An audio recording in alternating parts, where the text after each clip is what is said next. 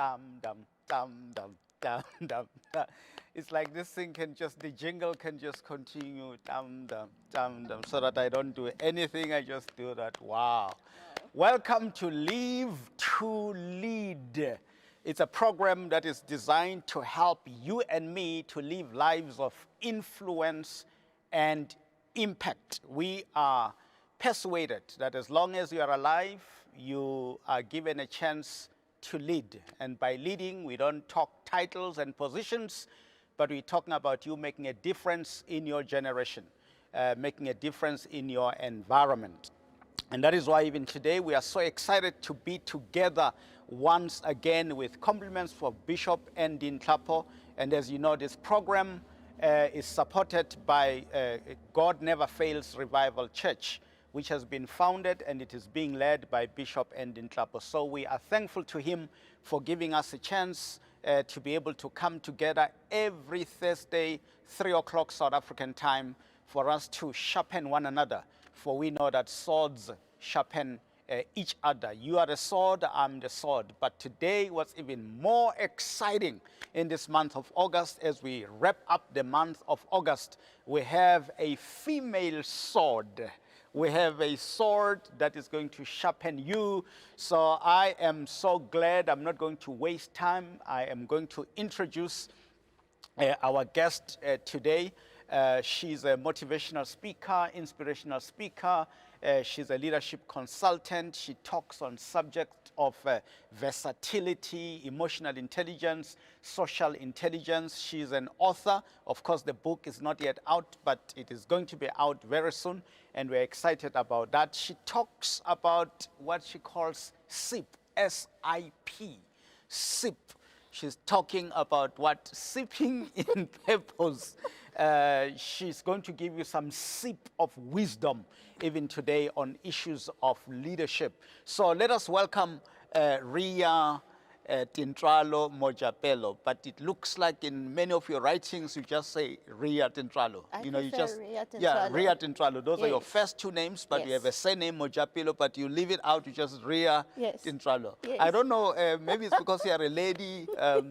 You don't want to get used to this Mojapelo thing in case you get married. Absolutely. And then now you change. Yeah. But then the first two names will always be there. Will Ria always be there, yeah. Tintswalo. Wow. Welcome. Absolutely. Welcome. Thank you so much. Thank you for having me. Yes, Thank you yes. so And much. thank you for coming today. So who is Ria Tintswalo? Just briefly before we get into some serious things. I want to believe, to add on what you've already spoken about, but firstly, I want to say that firstly and above everything else, Ria is a spiritual being having a human experience. And that human experience is influenced by versatility. She's very flexible. She occupies spaces. She takes opportunities. She creates opportunities. She's very dynamic, but mostly she's an excellent enthusiast. And so I want to believe that really I can go on and on about who Ria is. But in addition to what you have said, really, I'm a firm believer of excellence and the power of excellence in all that you do. Yeah, no, fantastic. Well, you say she takes opportunities, and you are given an opportunity today to come and share some words That's of right. wisdom, to give us a sip of wisdom, and you took that opportunity. Absolutely. We're going to be talking on a very interesting subject. That's what you requested, to talk about feminine leadership. But before we get into that, in terms of the wisdom that you have in this aspect of female leadership or women leadership, have you observed any difficulties or challenges or gaps or weaknesses in the way woman or feminine leadership is happening at the moment in the world or even in the country?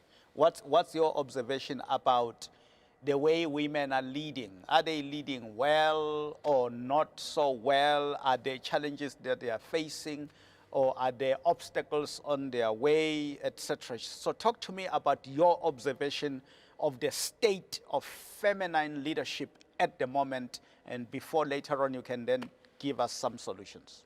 Absolutely. So, if you look at the traditional portrait of leadership, particularly in women, over the years it has changed. And I want to believe the portrait that has been created of women leadership is the very reason there are gaps that I have observed in leadership.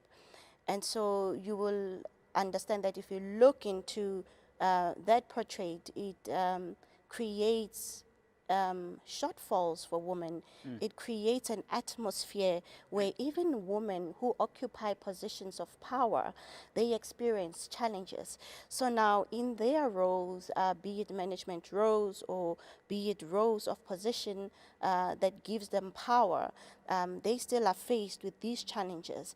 And I find that the challenge lies in finding a balance between this position of power and the ability to influence others. And it goes with finding the balance between having occupied and overcoming the obstacles of getting that role and then inspiring others into becoming the truest, greatest expression of themselves. And so that is why you will witness what is commonly known as pull her down syndrome, where you will find that as a leader, you may recognize qualities or traits within your subordinate that you yourself may not be possessing. And that poses a threat. Instead of it being an opportunity for you to influence that particular subordinate to unleash their potential and be the greatest expression of themselves, then that creates a withdrawal. And it is in those gaps that you start seeing them emerging.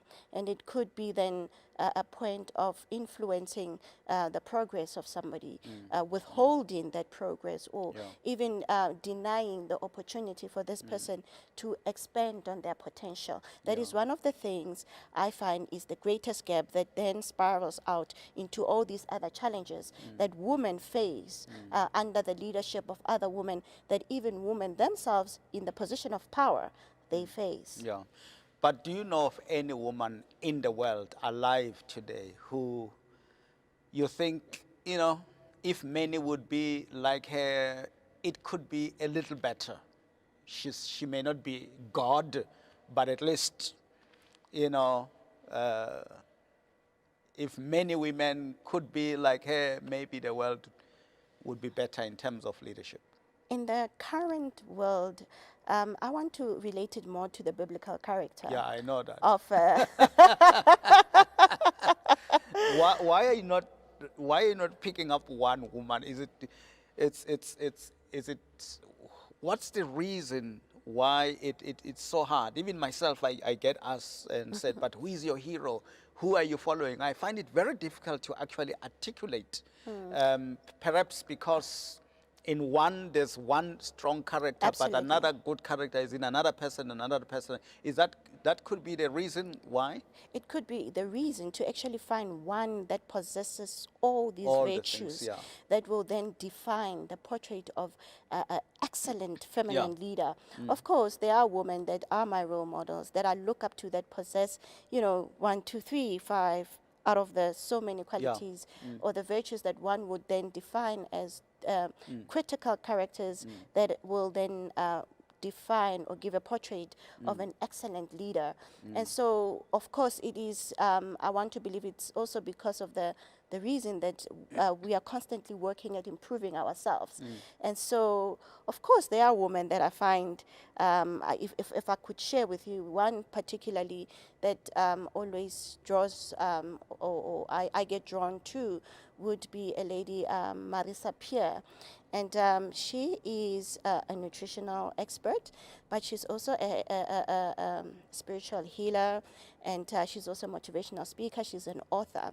And one of the things I love about her is the ability to inspire others to be the truest, greatest expression of themselves. And the way she influences the different spaces that she finds herself, she's very powerful. So put her in a space of nutrition. She's the expert in there. In the space of motivational speaking, she has the ability to bring bring out the best out of just a 2-minute clip from her. You already are able to identify things about yourself that needs improvement. And so I want to believe if there is That's one right, yeah. person out of the many that I aspire to, or that influence the way I, look at things, definitely Marisa Pierre. Fantastic. Well, I understand you have a portrait of feminine leadership, and you draw some insights from the Bible. So from now on, for the next 20 minutes, I'm going to shut up and just give you the chance, and the cameras are going to be just zooming on you as you teach us on the portrait of feminine leadership. Over to you. Thank you so much. If you look into the Bible, which will then be my reference of the portrait of a feminine leadership, is out of Proverbs 31, verse 29. And from the English Standard Version, it reads thus as follow: many women have done excellently, but you surpass them all. Let me read that again. Many women, many leaders, many influencers, in other words, have done excellently, but you particularly surpass them all. And so, if you look at the euphemism out of the first part of the verse and contrasting that you, as many women out there, you may have done excellently. So it almost to be a little bit, without deviating from the fact and acknowledging the excellent work that you do, it then brings in the contrast that you could surpass them all. But now, what is it that is distinct about you, that above all these women that are doing excellently, meeting the standards, what is it that you are going to do that will surpass all these women that have done excellently? So in other words, you need to then exceed the standards, because I want to believe this many women, these many leaders, these many influencers, these many inspirators, they have done excellently, but you can surpass them. And so there are certain characteristics that you would then have to channel your focus on that will enable you to be the portrait of an excellent feminine leader. And so I want to believe that it is then an art of influence for you to be able to be a portrait of feminine leader who is operating in a place of excellence. Now, the first critical element of being the portrait of feminine leader who has mastered the art of influence will then be that you need to subjugate domains. And so subjugate literally means to have dominion. It means to take control, to be in charge, to possess your power in the domains. And your domain is your place of excellence. It is your place of unleashing your potential. It is your place that allows you to push yourself beyond your potential, beyond the limits that are created. It is a place where you operate in excellence. So your domain can be your place where you operate from. It can be your place of work. It can be within your social environment. It can be in friendships. It can be in the family even. That could be your domain. It can be any place where you are to operate from a place of excellence. Now, it is very important that in those domains you take power, you take control, you dominate your domains. And so in dominating your domain begins with understanding the balance that needs to be there between your emotional intelligence and what I call social intelligence. So your emotional intelligence is the ability to recognize your emotions and those of others, and finding a way that will create an atmosphere where there is transparency transparency, where it is easy for you to communicate and build relationships. Also controlling your responses and being deliberate about how you respond to certain situations in your domain. And so the social intelligence, and I know, I'm aware, in many organizations, most leaders are trained in the area of emotional intelligence, because that helps you to find potential in others. It helps you to be able to maneuver your responses to how certain people do and act to certain situation. But now with the social intelligence that has gained momentum over the past few years, it is very important. It is a behavior that every leader need to possess. You see, social intelligence is finding the balance of being task orientated and more people directed. So also in your assertiveness, you find the balance between asking people to do certain things and the way in which you tell them to do certain things. So it is in social intelligence you understand that people do not behave the same in social spaces. People find to relate more when you are discussing issues of family. If you're discussing personal issues, they are more likely to be drawn towards people, and they are the ones that will ask more questions. And so you also find that there are those that are more towards the tell. When you are discussing or giving tasks to them, they prefer that you tell them. There are those that prefer to be more task orientated. And so social intelligence, depending on your dominant style, allows you to be flexible in the way you interact with those that you lead. And so it is in social intelligence that you find that the way you communicate to people improves the outcomes of whatever it is that you expect out of them. And so it helps you to also understand as a leader that people don't have personal issues. So with women, you find that if you are dealing with somebody that is of the opposite social style, or their social intelligence is not orientated towards yours, you may find that you interpret that as having personal issues with you.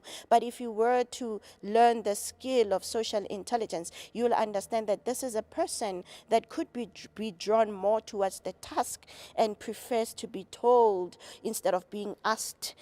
They are more towards people, and that helps you to then within a team then understand that people are orientated, their social orientation is not the same, and that in itself is power to subjugate your domain. It gives you the power to be able to influence those that you lead. And so also, one of the ways of subjugating your domain is to apply the wisdom that we as women have been given.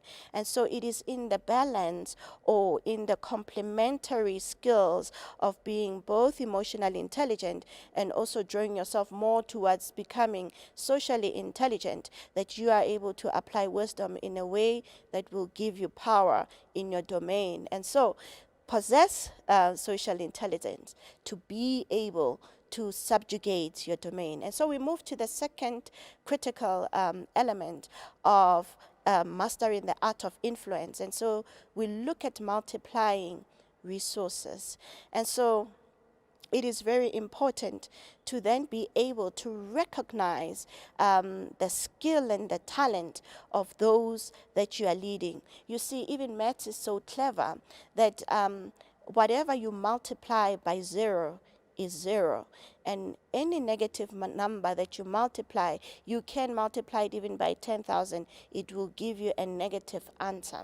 So, in other words, your attitude towards the skill and talent, and even the potential of those that you lead, is very important, that you then are able to identify that. And as you are influencing and inspiring them to unleash the potential to be the truest, greatest expression of who they can possibly be, you are in fact multiplying the resources of those that you're leading. And so that enables you to then generate results that exceed supersedes even what you yourself have been able to accomplish. It is in multiplying the resources that you are able then to find collaboration. You are able to then influence in a space that you have utilized what you yourself have multiplied. So instead of being threatened by the power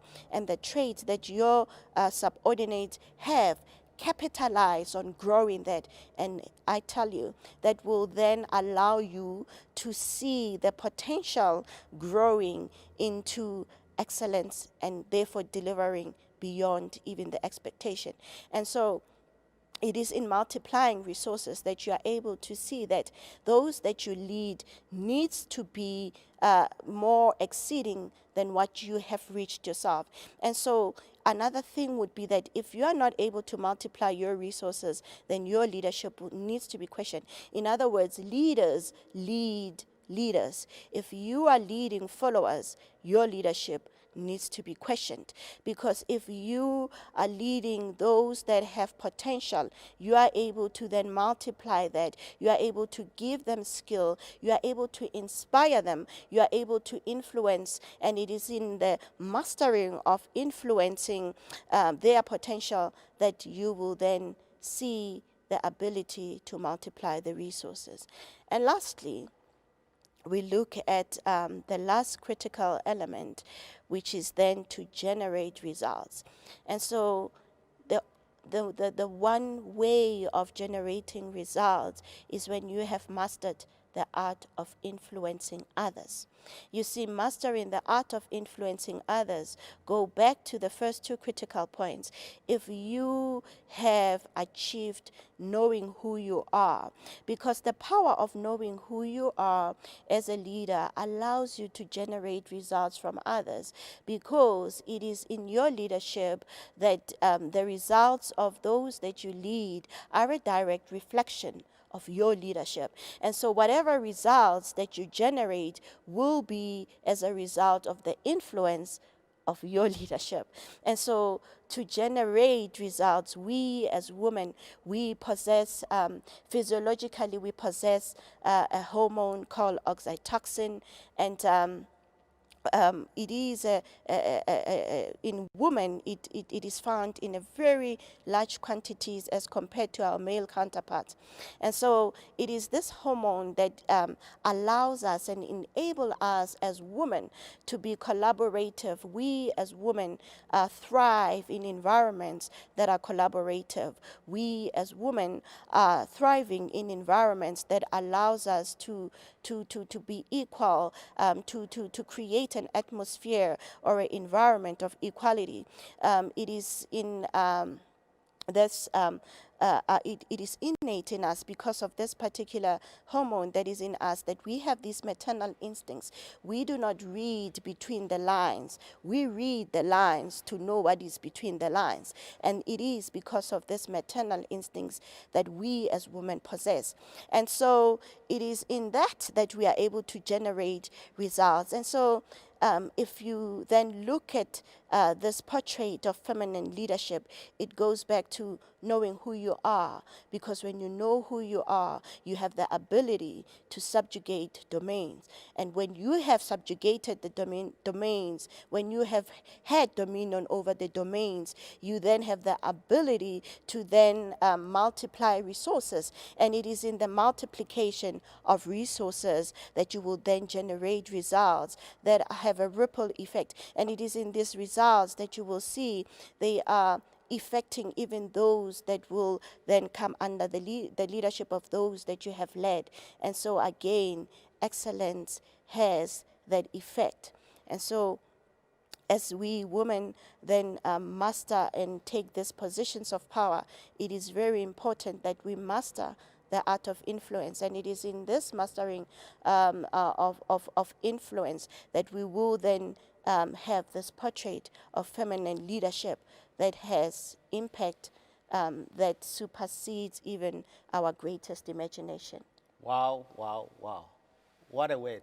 Thank you so much. This is so exciting. I was listening very carefully, and I see that, when it comes to multiplying resources, including human resources. Yeah.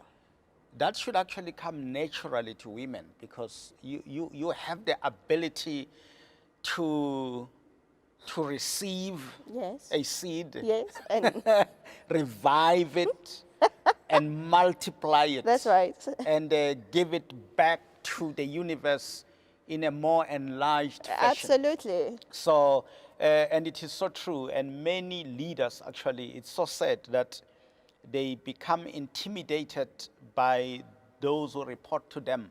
And you don't want to make your followers to become leaders. Yep. And yet, even the issue of generating results, it is true that leaders don't generate results directly.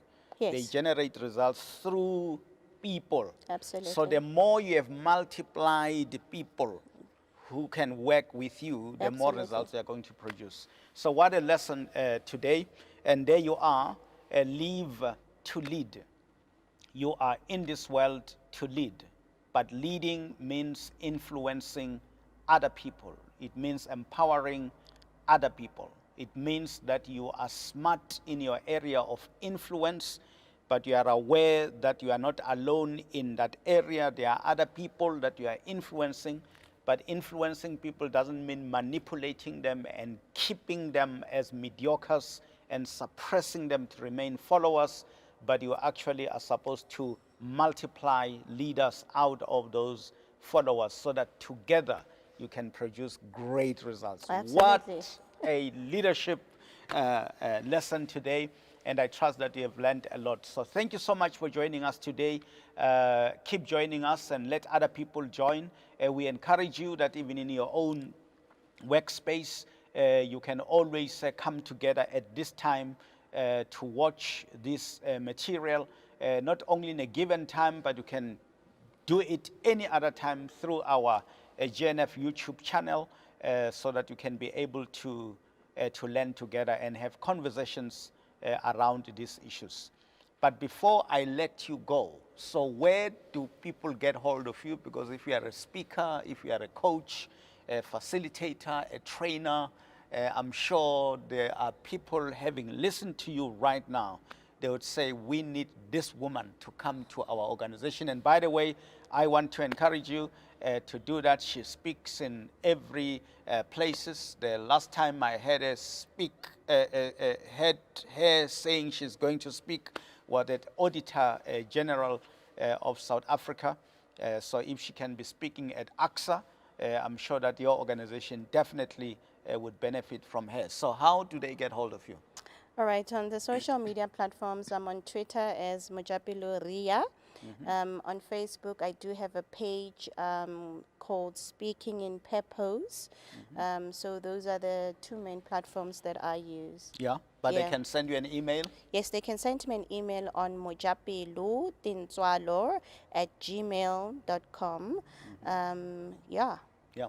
Thank you so much. Thank you so very much for blessing us today with such wisdom. An absolute pleasure. Yeah, and please do follow her on Twitter. Repeat the Twitter handle again. It's what? Mojapelo Ria. That's right. Yes, she's not allergic to followers, so please do follow her. And then, apparently, she tweets every day, so you would be able to get some snippets of wisdom or some sip of wisdom from her on daily basis. That's May right. God bless you. May God multiply your resources, and may God help you to create even greater results. And we also are not allergic to your support. We know that you support us just by watching us. You support us just by liking our GNF YouTube channel. But you also can support us financially if you want to, so that we can keep this television license going.